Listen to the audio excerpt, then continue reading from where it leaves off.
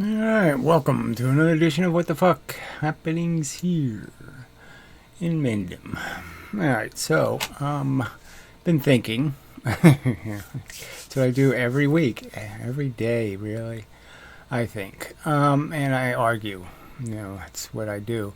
So anyway, I argued a bit with the modern mystic, which, generally speaking, is just it's just exercise in arguing because there's just no point. Somehow there's irreconcilable differences about something as obvious as, I don't know, trees. The leaves are on the part up here in the air and the roots are in the part that's in the ground or something. Something that just shouldn't be an argument, okay? And somehow it has to be an argument. And it just seems that, yes, that's what's really gone on for 17 years or whatever this is, 20, whatever, 3 years, I don't know. Too many. Just making videos trying to illustrate, metaphor, analogize, somehow have this interaction and conversation trying to explain what it's like it's trying to describe what this thing that being alive is, okay, and how important it is that we do it right, because the wrong has this implication of creating extra and wasted torture. And torture is bad. Now, I shouldn't have to say torture is bad and explain that, but apparently you do have to make videos explaining that's the way we're built. That's how we function, is that we have a mechanism, that creates bad sensations and good sensations. And we're rewarded and punished by them, essentially, and controlled in some sense by them. And that's part of the function. All right, but it goes to the very beginning, the very title of my website, Do Not God. First you have to get this idea of what we are right, and apparently a ton of people can't do that. So you have to explain to people that animals are people too. That they have this very complex brain and that it's been doing the same functions you're doing for a long time. That human beings actually were really stupid at one time, okay? Go back a couple 100,000 years, and they were profoundly stupid. I mean, they had such a limited language, such a limited capacity to communicate with each other. They really were just barking, okay, at each other like dogs. And they couldn't have anything called a nuanced conversation. They couldn't negotiate a treaty. They couldn't do any of that stuff. So it's just, that's the real pitiful part, that 9 out of 10 human beings can't even figure out, that that there's this overwhelming evidence from geology and biology and physics and chemistry and everything that says we evolved on this planet from fish, frankly, and fish evolved, in the ocean, and acquired their distinction from the trilobites or from the other, what would become land insects or slugs, snails. And so there's all these different classifications of living thing, cellular device, something that steals, the function of different cells and enslaves them through this DNA function to manifest a brain-enabled organism. Anyway, so right there, I have to go through this you have to torture the vocabulary to try to explain to somebody that that's what you are. Okay, you're a bunch of cells that have been enslaved to do different functions. Some are blacksmiths, some are dressmakers, some are livers, kidneys, and then you have these neurons. And an incredible number of them making an incredible number of connections that are in fact the computer, okay, that's running you. That's what you're being run by, okay, is all of this storage capacity in terms of, bit logic. And, That's all you are. You're just a machine, a DNA machine. You're not some spiritual organism thingy, whatever. You're not. You're not some ethery, foggy smoke coming out of a bottle thing. You're not genie. You're not. I mean, it's just so pathetic to have to explain. You're not going to heaven, okay, or hell. You're a machine, and when you stop functioning, that's going to be the end of that machine, and there's not going to be, you're not stored somewhere. There's not going to be some place where your brain is still working and you're still producing thoughts and ideas. And we know all this is true because, people have had accidents where things have gone through their brains and they've lost little pieces of themselves. And they're gone forever. They don't come back. They don't pull the stick out and all of a sudden, everything grows back and they become who they were again. No, they become a different machine, a machine that works differently because the processes have been broken. Because it's just a process. It's a computer. You can break it. Okay, you can give it a virus. You can do lots of things to break its function, cause it not to work so good anymore, or as well. Just facts, Anyway, and there really shouldn't be any disagreement. I mean, the volume of evidence is so extensive that that's the real story. So it's just about the fact that yes, the universe creates a bunch of matter. The matter is banging around it, being pushed around, and in hot spots, the chemistry gets interesting. Lots of new chemicals can be made, and this DNA molecule was created. And it's capable, with other chemistry, of being, ripped apart and making two copies, replacing the missing bits. And that's all it's really doing, is replacing the missing bits. And it does it imperfectly, and over time, the imperfections that cause behavior to improve, in terms of survivability, they end up being the ones that get replicated in the future. Gee, it's so simple. And yes, you can go on and on about any individual subject. You could talk forever, almost, about the first nucleic cell. The idea that a cell ate another cell and the cell it ate took control, kind of idea. Its DNA became the new owner. Of the other cell, that kind of, very interesting stories, very interesting physical details to all of the manifestation that is us. So the mystic made some video was basically saying we work like an AI. So that's a subject, right? And you could sit there and just argue forever about, no, we're not doing language models. Our brain isn't figuring out how many times humans usually use this word after that word after that word. We're not doing Grammarly, okay? Yes, our brain has to learn grammar, but our brain is using concepts. It's using things that are, charged and loaded words, words that are explosive even. Torture, can't say the word torture, I don't think, to most people without yeah, I don't want any of that, thank you. Vomit. You can say things that are, for most people, they say, yeah, no, thank you. Do that someplace else, please. Not for me. Some other time. Come on, we can figure this out. And so there's lots of things, nail in the eye. You can say something, and then we can have the image of it and go, ooh. I don't even want to go near thinking about that. I mean, I just want the vague, foggy image of that. I don't want any detail. So clearly AIs aren't doing anything like that. So it's just ridiculous to make these comparisons.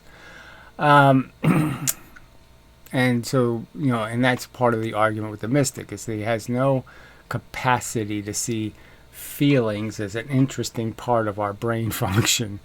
And it's like, well, what part could mean anything or have any, it's the big part.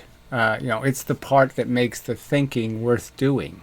There's no point in having making sentences, having thoughts, me making videos, if I wasn't making videos because there's this precious thing called sentient organism welfare, feelings, that needs to be talked about, people need to be appreciative of it. And I had a sign that said think in the background just because I was like emphasizing that just a little bit of extra thought could save so much harm, so much reckless harm, stuff that's just not probable. There's no probability that it's going to produce good outcomes, like speeding or some other stupid thing. And so we just think a minute about, oh yeah, that's not going to make my dick any bigger, so I better not do it. What's the point? Going 90 miles an hour down a residential street will not make your fucking penis bigger. So stop doing it, retards. God damn. It's so fucking stupid. That kind of thing. Now, obviously, that isn't the substance of my videos. I'm trying to get to the more philosophical, don't God, don't Buddha, don't any of this, these nonsense theories of existence. Don't do any of those. And just recognize that you're in a very fragile body, very fragile condition, and all of the other sentient organisms are likewise fragile, and it's a very delicate thing we're doing, navigating through a life without hurting things, without killing things, without causing harm. And we all want to be damn serious about that at minimum. So if you're going to encourage the continued playing of the game, clearly the big picture context argument is that, yes, it's just playing meat grinder, and that's a really dumb game to play. But if you're still going to insist that the universe needs complex organisms to play meat grinder, at least do it as best as you can. Don't pretend that fucktard is the way, the road to a brilliant future is fucktard, because it isn't. So that's why I've been doing for all these years, is just explaining these elements of this story and trying to, defend a position that I can't even imagine how people can't just fall on it, trip over it all by themselves. Why do I have to insist you trip on it? Why do I have to rub your nose in this poo? It is so gigantic and monstrous. How are you missing it? It's, and you're just like, so anyway, so it's very frustrating, that there's so many people who have some intelligence, but it's only some intelligence. I said, they even, you could almost argue they have a large volume of intelligence, but it's all wasted. I remember I knew a guy who was, a brilliant piano player, knew every joke that was ever told, knew every statistic for every player that ever was a Yankee, that kind of thing.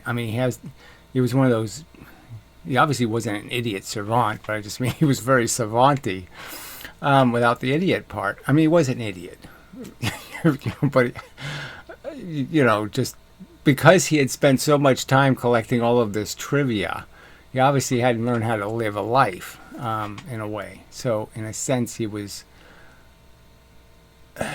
yes, in a sense, he was an idiot.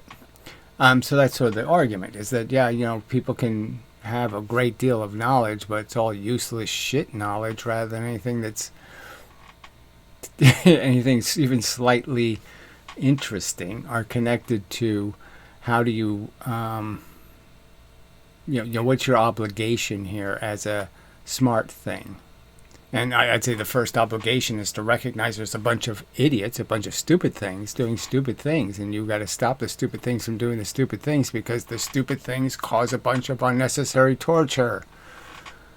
And obviously, from your own personal experience, torture, horrible, awful sensations are very worthy of preventing. That you would spend a lot of money if I was to, try to impose some a nasty disease on you or a nasty condition. You'd pay a lot of money to stop me, because it's really nasty.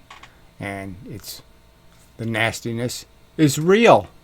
That's why you're afraid of it. That's why you'll pay to get out of it. It's because it's real. So it's not a fable you're afraid of. It's not some fake thing you're afraid of. No, you're afraid of horror and terror and torture and torment and anguish.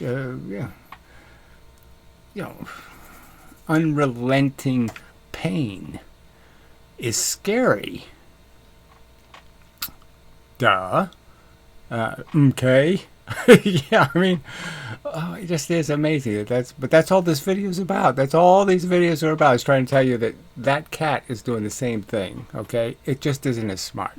So yeah, it doesn't add very well, and it doesn't know the capital of Bangladesh.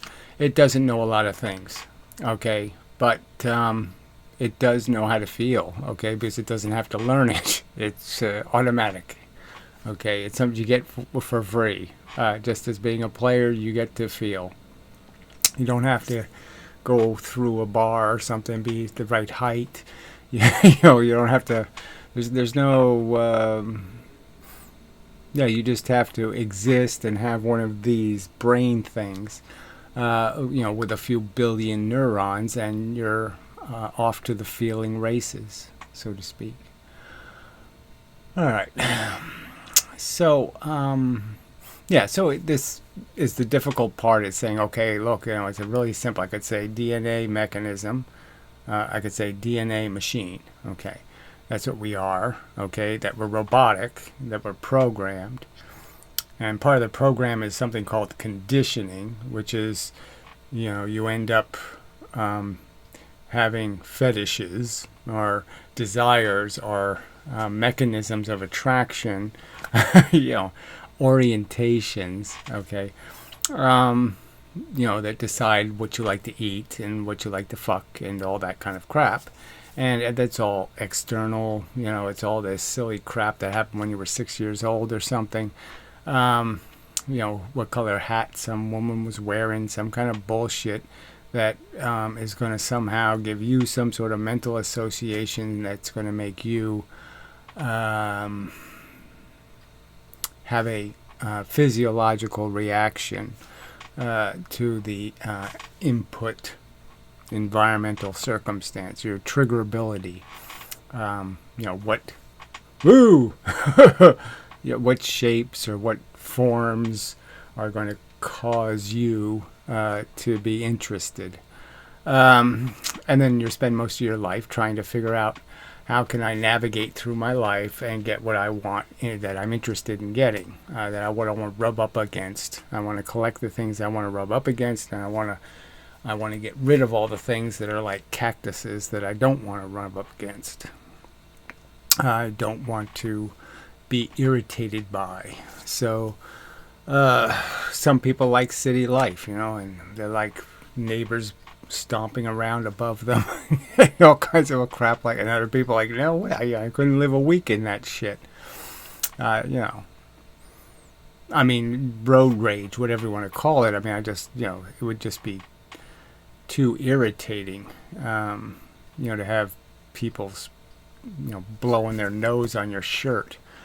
And so, yes, changing where I lived, and so I'm in a much more densely populated place, and you just realize how rude and obnoxious so many people are. I mean, the fucking noise they make, absolute bullshit. They can enjoy their backyard with the radio pulled all the way up, and you're saying, what? They can't figure out that I might not want to listen to their fucking music? They can't figure that out?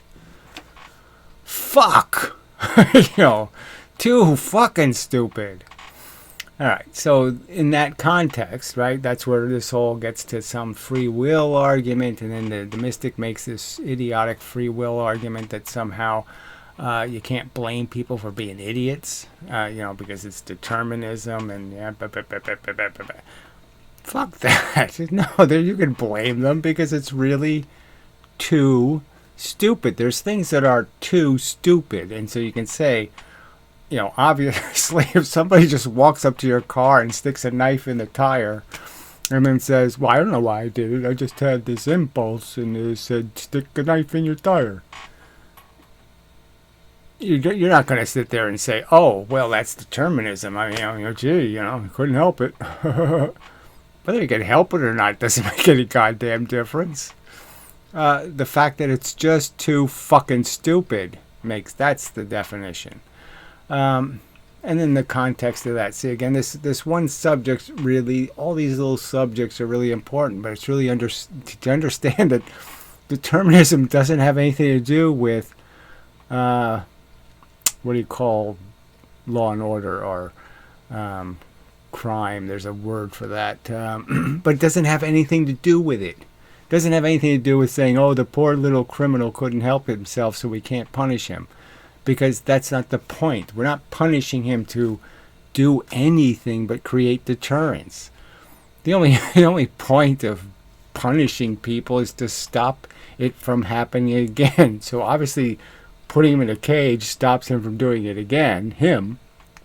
And obviously when the other idiots see that you get put in a cage when you do stupid shit, that's going to deter them from doing stupid shit because they don't want to be put in the cage. But I mean, nowadays, there's so people, we have people who have lived in such shit that being put in a cage isn't so bad, relatively speaking. So deterrence, it starts losing its capacity to do any deterring, because the fact is we can't make the prison environment bad enough, okay, relative to the poverty environment. Poverty is a pretty hard prison, and so you can't make a real prison that's much worse than, okay, destitution, homelessness, for example. I mean, prison ain't all bad compared to, fishing for your lunch in a garbage can. I mean, anyway, so that's a whole subject. You can make a whole bunch of arguments about it. But I mean, the key argument is let's not, the two subjects are different. How do you stop crime is one subject. What do you do about the fact that people are really fucking stupid? That's another subject. And saying things like, whether there's such a thing as evil or not, well, let's just forget about the silly word. It's just stupid beyond, very, very stupid. You could just say is evil, okay? Because that's basically what it requires you to be, is really stupid to do things that are legitimately evil in the sense that, they waste harm and torment and torture. And again, that's all. And back to the big picture, that's all there is to talk about is feelings. Feelings are the only thing that has any value in this universe, is the welfare of a sentient organism. So I've been this over so many fucking times, but that's all there is. If I made a universe and nothing felt in it, and it was a bunch of AIs talking to each other, we just had conversations and nobody felt better, nobody felt worse ever, then what? There's no point in talking about anything. There's no point in doing anything. There's no point in being interested at all. No point at all. There's nothing that's going to give you any encouragement, because you're not going to feel more like I'm going to go pursue and win the gold medal. Why? You're not going to feel any better. So you're not going to do it. You have to be overcoming some negative. You have to be advancing some perception or some condition to be bothered. But all I have to do is put one sentient thing in the universe, and anything intelligent is going to say, okay, now it's time. We got a project. So if I put something that can feel in the universe, and all of the non-sentient intelligences know, because we gave them a tiny taste of what torture was, that's what they were playing for. And that, well, we can make less torture. Okay, that's a great project. Let's make less torture. So then they're all going to sit there and try to make it go rapid as comfortable as possible. Because it's only rational. because it's the only possible way there can be anything that matters, is that it has to be connected to things feeling better, things being in a better condition. Taking somebody who's in an earthquake and their house just fell on them, and putting and changing that outcome to, oh, well, they had a little safe room and so it all worked out okay. They went to their safe room and they didn't get crushed and slowly die. Morphine, penicillin. Yeah, come up with solutions that mitigate against the harm experienced. And the key word there is experienced. Because that's what we do. We experience it. We manufacture it. Our brain manufactures words and thoughts and snot and lots of stuff. And one of the things it manufactures, feelings, sensations, fact. Alright, might be enough of an intro. So maybe I'll play some of the videos. So there's 2 videos, and they change of pace. They're on YouTube as unlisted videos instead of on the website. So the links will be available to the videos. But they are on YouTube. I might do that in the future, just because I have to figure out, the whole internet doesn't work very well, frankly, and I got to figure out where to store all these videos and how to make them accessible and all that kind of crap, and there just aren't any great options at the moment. I haven't found any. I have to work on it. Where was I? Yeah, so I'll take a pause and be back. Such. Alright, before we get to the videos, I was just thinking about the Benatar thing and other things where people say stuff, and it's just, there really shouldn't be any room for the disagreement. So there's this disagreement among antinatalists about what Ephilism is. And the only distinction is that you're claiming that the nataling part includes all things that are creating brain-enabled organisms. That, as Benatar's own book stated, everything he was going to say about the human condition applies to the animal condition.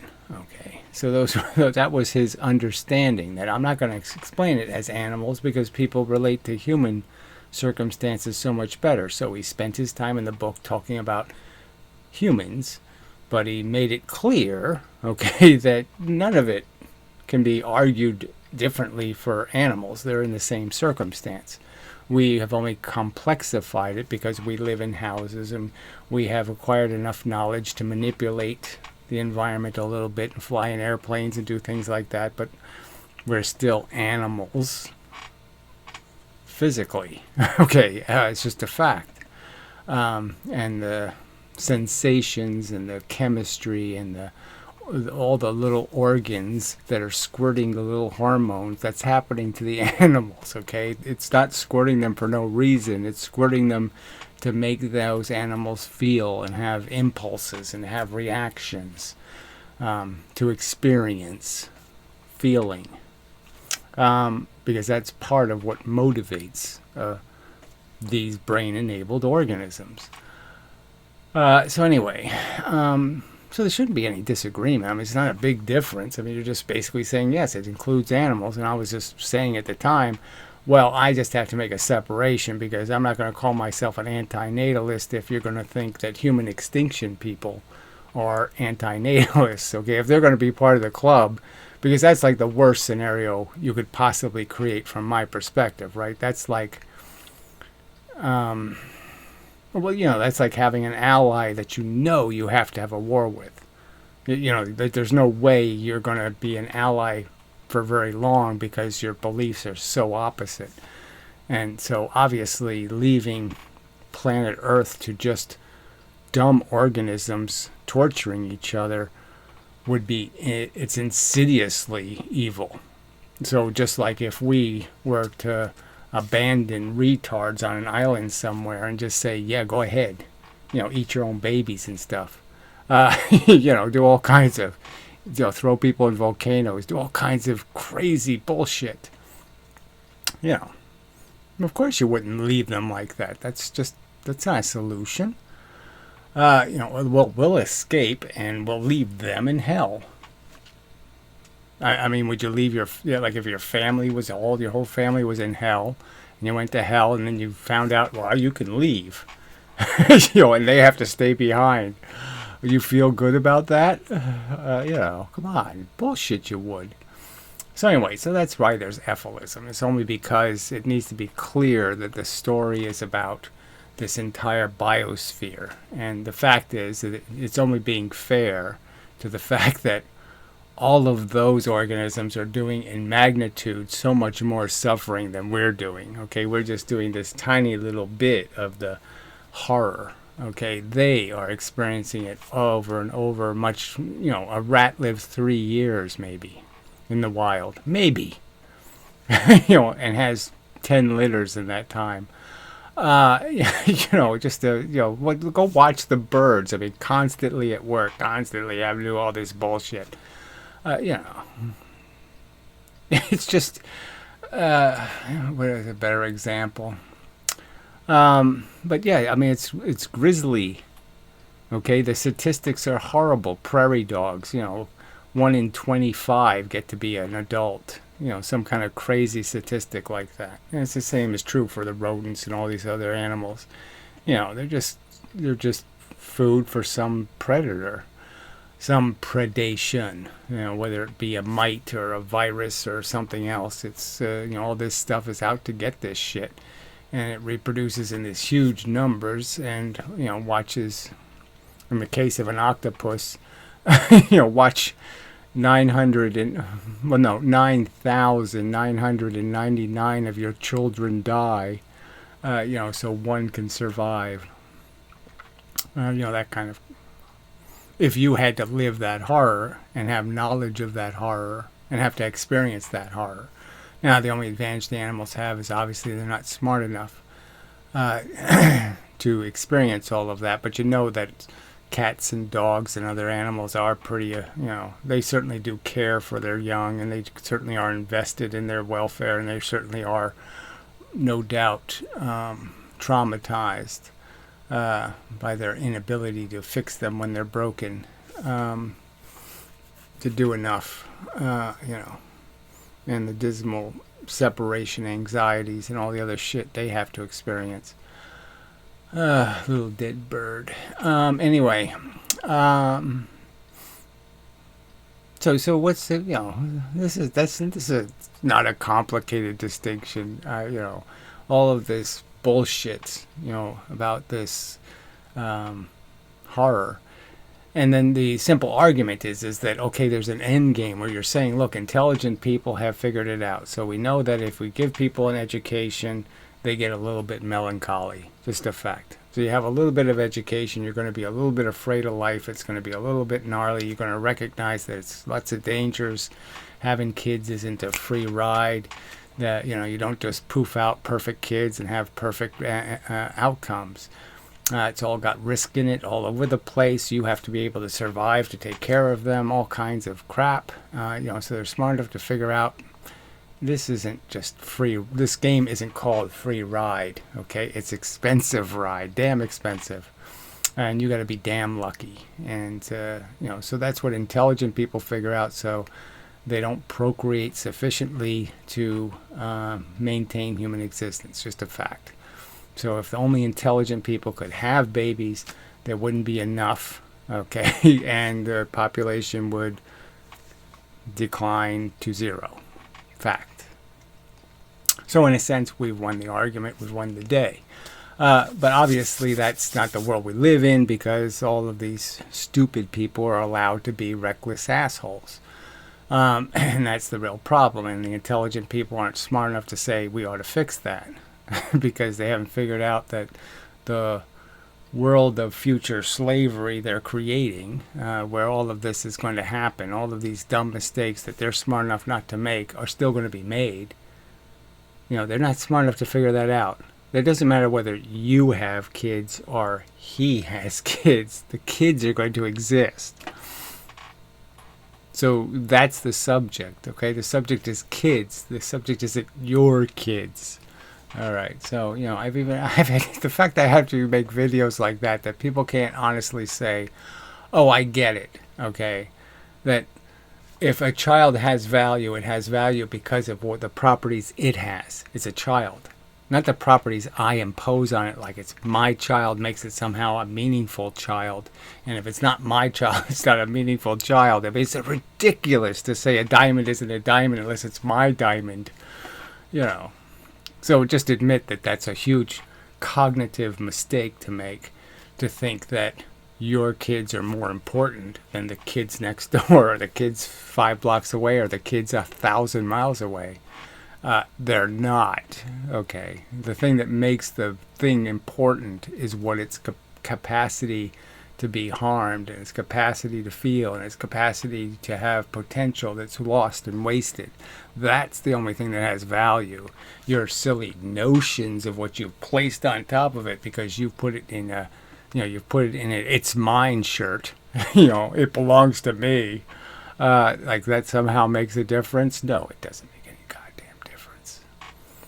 It has nothing to do with the story, frankly. It's just so irrelevant. And the fact that you have to explain that to the people that are supposed to be intelligent is, so, you're saying, oh shit, so even the intelligent people aren't very smart. So again, do I have to explain to Benatar that your answer of, well, yes, eventually all the intelligent people will cease to exist, and all that'll be left are retarded people torturing each other. And that'll be a perfect solution. No, that would be an idiotic solution, okay? No, you can't do it that way. So you have to have a strategy, okay, to clean the whole thing up, or, concede that you might as well not even bring the subject up because you have no solution to the problem. You'll offer no fix, because it's not a fix to run away from the bulk of the problem. And the bulk of the problem is nature is a meat grinder, and it's obviously grinding the meat all the time, every fucking goddamn day. The little lion cubs get eaten by snakes and different things. All this little horror and terror happens. It's just a fact. All right. And then you have to have a solution. And if you don't, and to sit there, again, you either fix it or you don't. You can't do this, I feel for the problem, but there's no point in talking about it then. If you can't offer anything but the worst case scenario, then fuck you. Yeah, that's just too ridiculous. So obviously there are ways to get there, whatever. Blanket the earth in ether, create an ether atmosphere. Everything just goes to sleep there. Everything's fine now.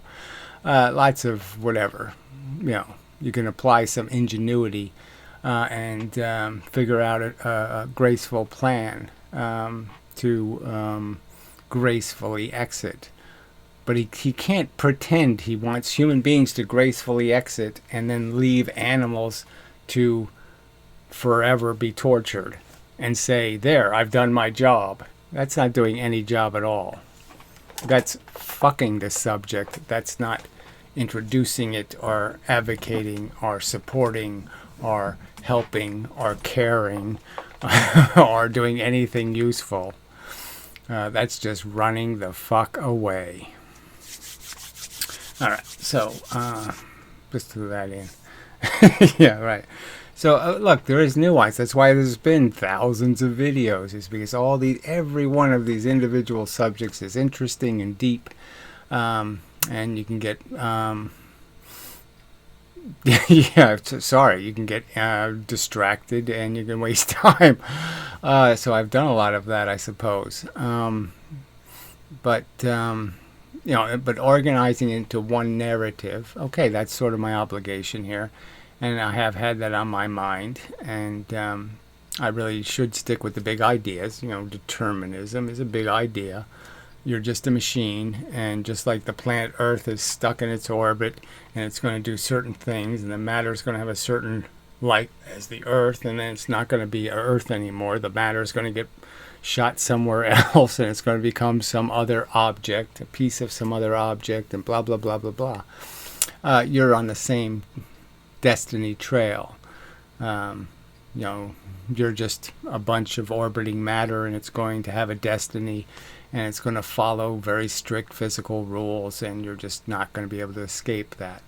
But the fact is while you're doing it, you're going to be a lot more interesting than the Earth orbiting the Sun. Okay, there's going to be a lot more nuance to it, and there's going to be this mystery, because you can't model a human being like you can model a rock falling down a hill or a clock. You can look inside of an old watch and see all the little wheels turning, and you can know that each one is doing very precise little things, okay, and it has to do it reliably and consistently, or the clock doesn't keep good time. And and we're that a billion times over in terms of the complexity, and so we can't model it and say, okay, I can watch this and know how the clock is ticking and how the time is going by and the function and all that. You can't do it. So we have this foggy out, this idea of what is the absolute, what's our destiny. We can't see it perfectly. We can't even see much of it, frankly. We can just know that, yes, I'm going to continue to be a decent person trying to do decent things, and that's all I can do, is try to be a decent person doing decent things. But will that be perverted into a positive outcome or a negative outcome? Will it work? It's like Van Gogh, right? Painting and saying, gee, this really means something to me, this painting with emotion, and gee, I have such a passion, and I see so much in my own paintings, and I see that I'm doing something better than what the other people are doing, because you can feel my paintings, and and he's all disappointed because nobody's getting it, and he lives his life failure, and not knowing, no, you really did do something, in the sense that through your tragic story, maybe, it became, people started looking a little deeper, and they started seeing more and more and more the deeper they looked. And yeah, it's sloppy, and it's messy, and it's, quick, and it's a lot of things that other paintings aren't. But it's also something that you can write music to, and it's something you can, find a very, people will see what he was trying to show, which was hot and cold, hopeful, tragic, much bigger stories than just sunflowers. Anyway, probably shouldn't use sunflowers as an example, because some of his paintings were deliberately, some of his portraits were deliberately trying to show people's real lives, and the sort of the bleakness of some of those lives. And then other paintings were just, the sunflowers, basically he painted those to cheer up a room. Yeah. Kind of funny. Anyway, it's just, they're not very cheerful. But anyway, it's a separate subject. I don't want to get into emotional mush. But it's just the idea that, you can't know whether anything you do actually worked. Like any favor you ever did somebody, whether it actually improved their life, you can't be sure that you didn't ruin them in some way.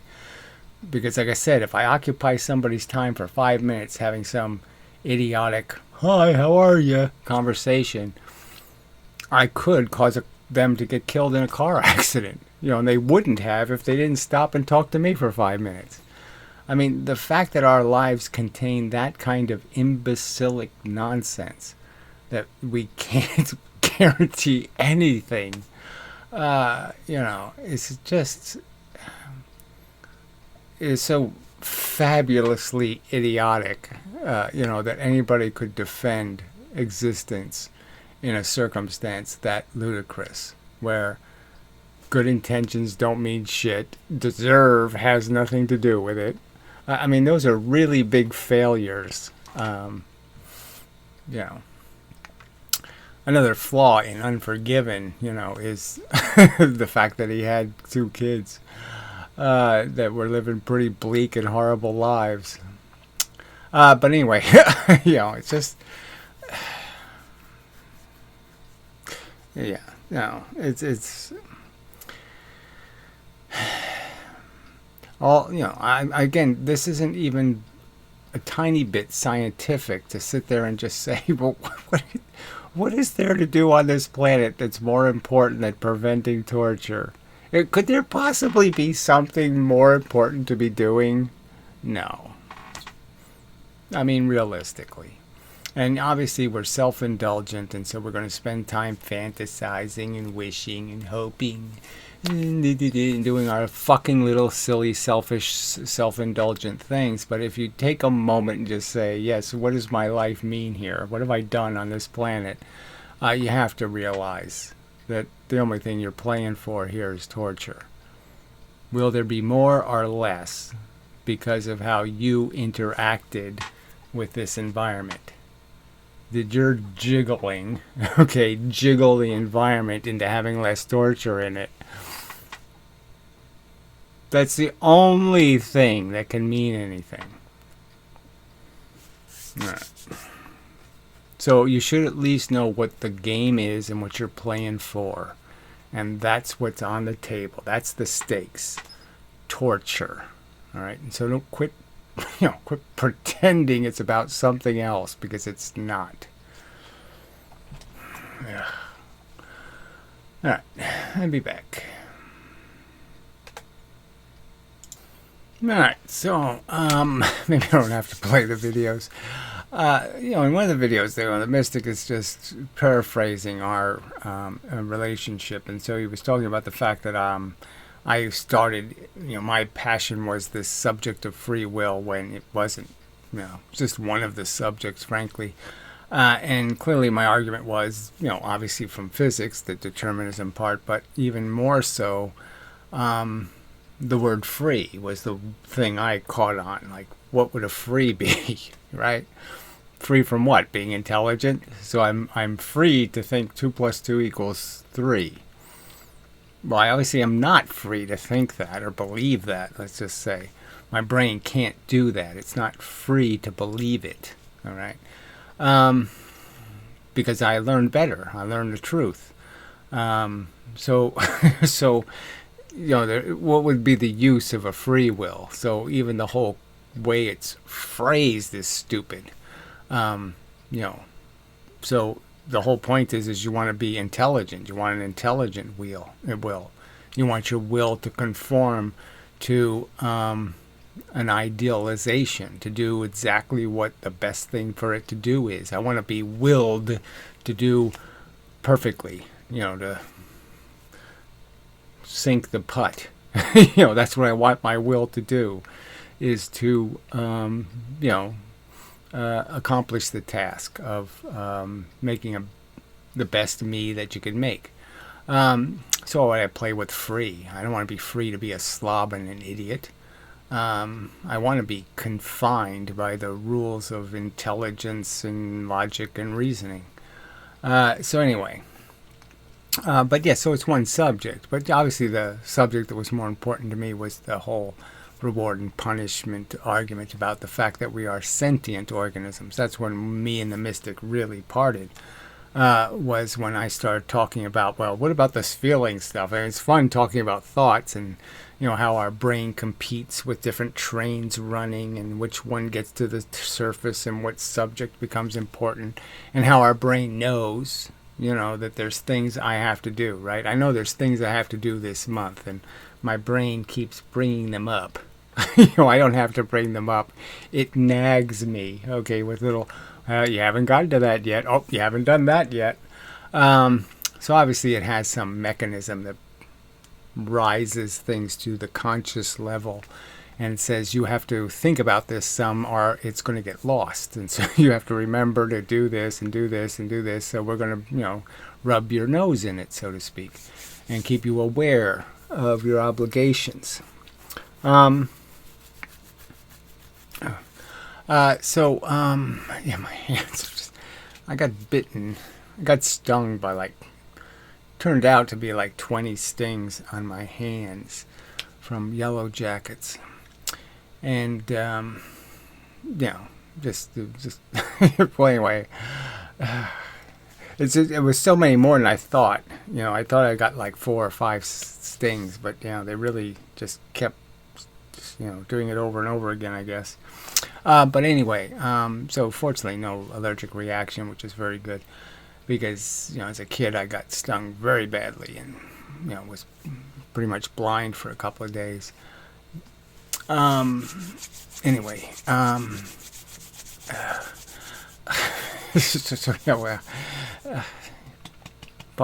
sorry, just, this is what brains do to you. You're on a subject, and all of a sudden this train decides to pop its influence in. So here I'm talking about the very subject of what pops into your brain, and poof, the agenda got changed by one of those reminder chains or whatever, because I scratched it. They're really starting to itch. Anyway, and that's how we live our lives, really. I mean, it's all this little stuff causing brain to work on it. Think about it. Find a strategy. Fix it. So anyway, I wanted to go a little. So it's just this idea of these differences in how we're perceiving things, and you're saying these differences really, realistically, just can't exist. It just doesn't make any sense that we can have these irreconcilable differences. It just doesn't. It doesn't make any sense to me. I mean, how do the anti-natalists who are saying animals aren't included, and if they're saying animals are included, what are they disagreeing with? That you can have no solution for the animal problem and that's acceptable? So you understand that animals got it worse than we have it, and yet you have nothing to offer at all as a solution? Nothing? Yeah, fuck you. And you're going to point your finger at somebody else and say they're a hideous monster? No, you're the hideous monster. You're going to sentence them to perpetual torture forever. Whatever. For 1,000,000 years. While you escape. While you jump ship.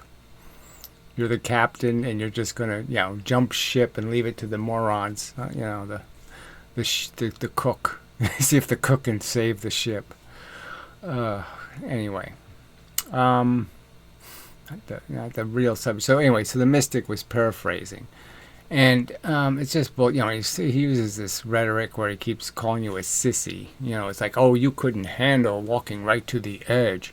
Anton, if you remember that guy, he used to do that kind of crap, like pretending this edge thing was some place you go to. You go to this edge and look over the edge at the abyss. Blah, blah, blah, blah. It's just such bullshit, because they don't go anywhere near the abyss. The abyss is looking at torture and saying, I find it acceptable. I will impose it. I will declare it okay and useful, and yes, just keep on doing it, nature. The price is worth the wonderful product produced. The pretty picture of the little bird, tweet, tweet, tweet, and the nest and the whole thing makes up for the maggots and the rest of the decompositions and all the torture and all the broken pieces and the half-deads and all that. Yes, it makes up for it all, because it's pretty. I mean, that shouldn't be a reasonable perspective, okay, to be that silly, to sit there and recognize that you've gone to some abyss, you recognize that you're just programmed machines, that it's all circular and crap, okay, there's no real you just make a problem and solve your own problem. You know, it's like and accomplish nothing. I mean, it doesn't solve anything. 2 + 2 = 4. For what? You know, it doesn't matter, right? It's just useless.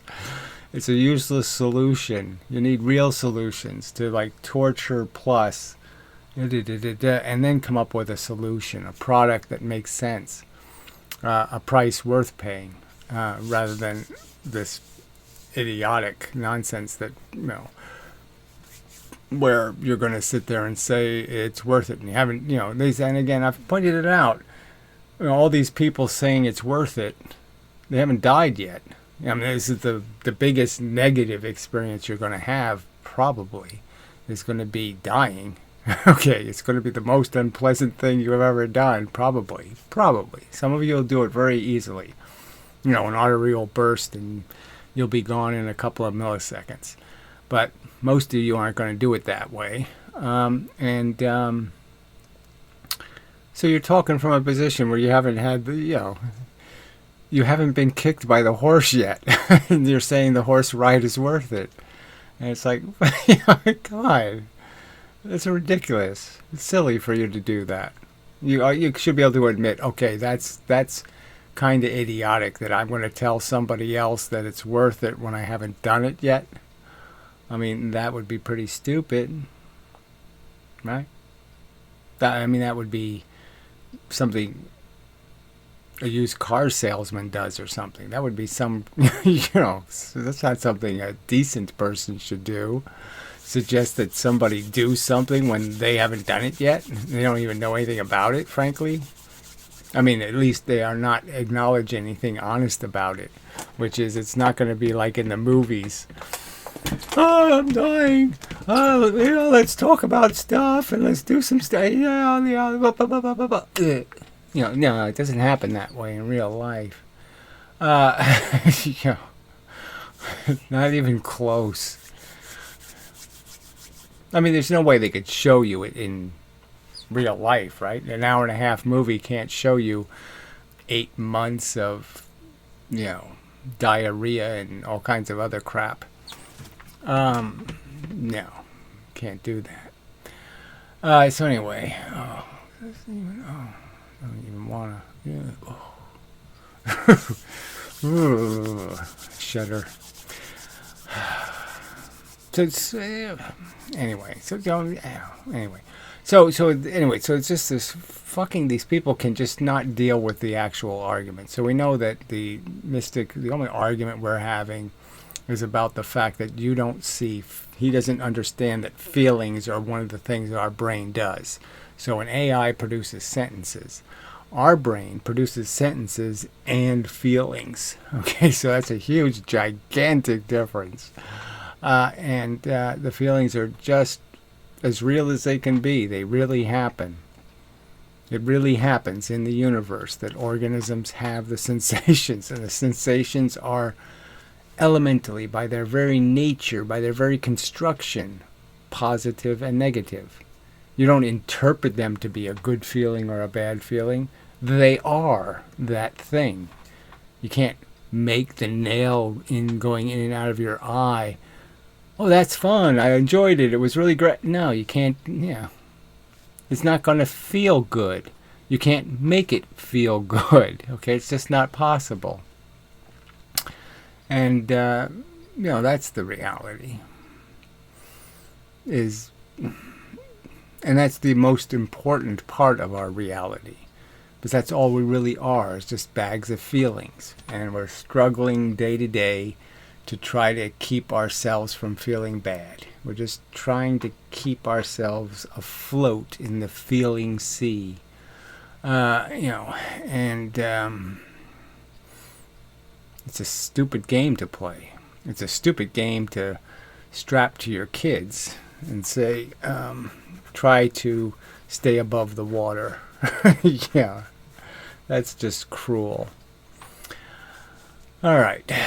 So, yeah, so I don't think I'll bother playing the video. The first video is more just, you know, the context of making the argument that he just keeps evading the subject, that feelings are just as real as all the other things that we're doing, okay, and determined or not, they're happening. And then the second video, I'm much more angry, just because it's all this lying, all this useless, pointless lying. He's trying to claim that I'm somehow not a determinist because I use the script analogy, where we're intelligent so we can see some of the things that are happening through the determinism. And we could say, hey, I can see we're heading for a brick wall. Let's not hit the brick wall. Let's do something else. And so it's part of the determinism that we use our intelligence to see the failure and say, let's not do the failure thing. Let's do the succeed thing. Let's win and not lose. And that's a very interesting part of the determinism. So it's the real movie is the making of the movie is the argument I'm sort of making. It's the behind the scenes where the actor read the script and said, oh, fuck you, I can't read this shit.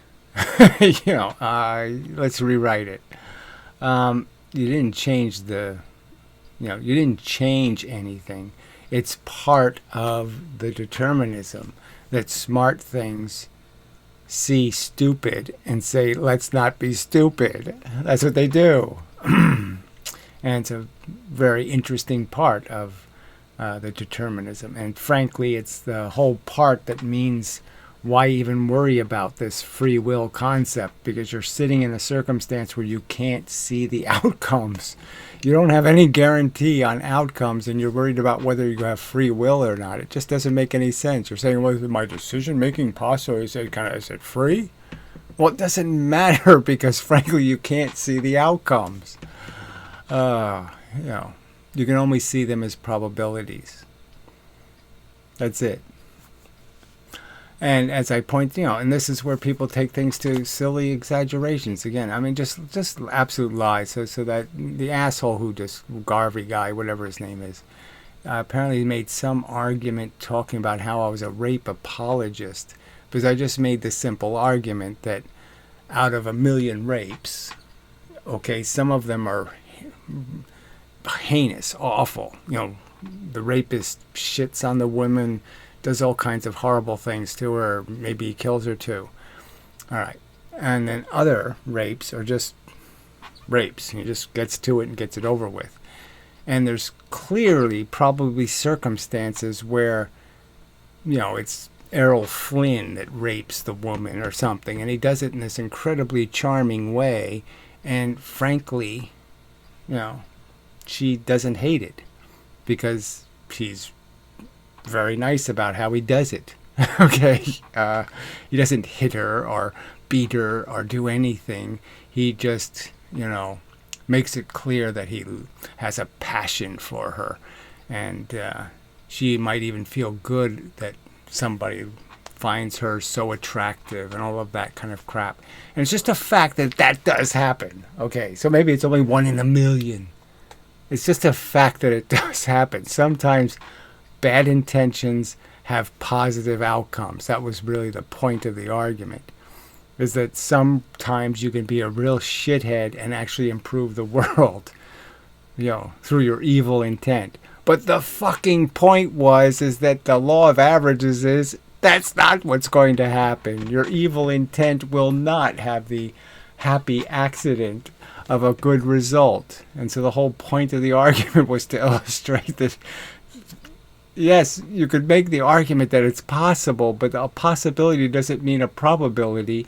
And all we can do with our intelligence is say what's probable. What's more likely to be the end results. And that's what we have to strive to do, is to pick the best probabilities.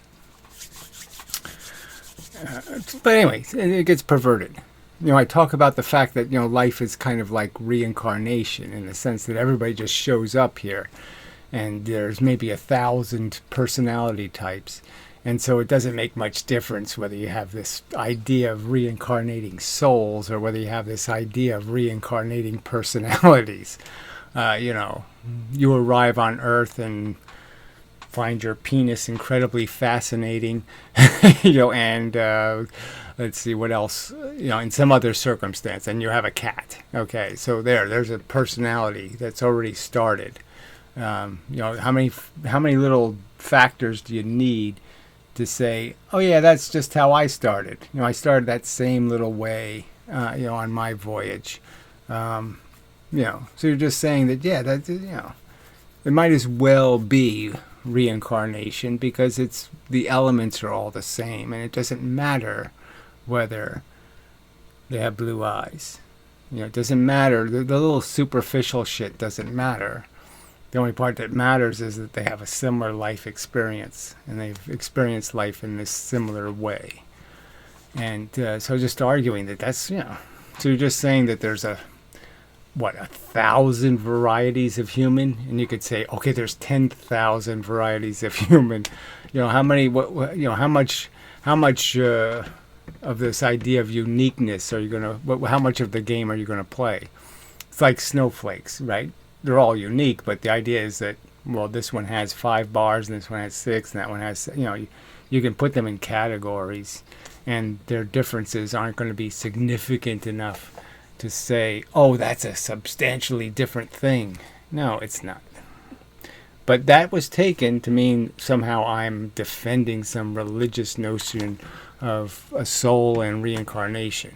I mean, it's just, people just can't stay on a subject. They can't, they can't honestly interact with arguments. And it's just so frustrating.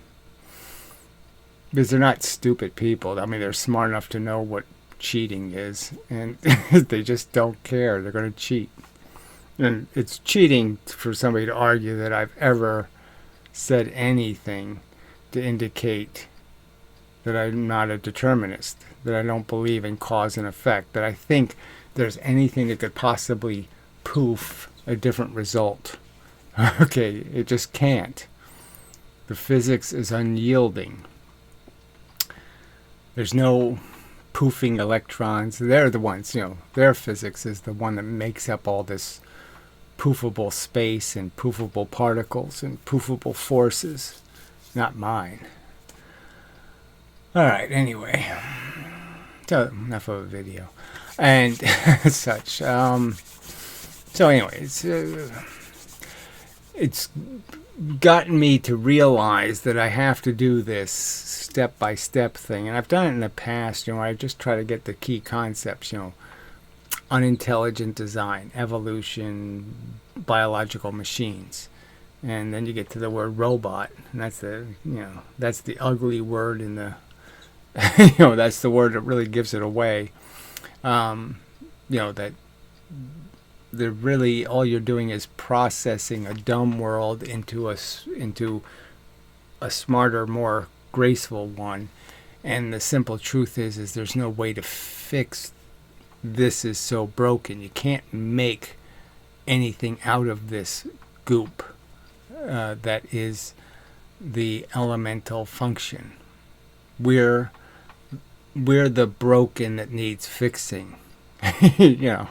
There's no thing for us to fix except the problem we create by existing.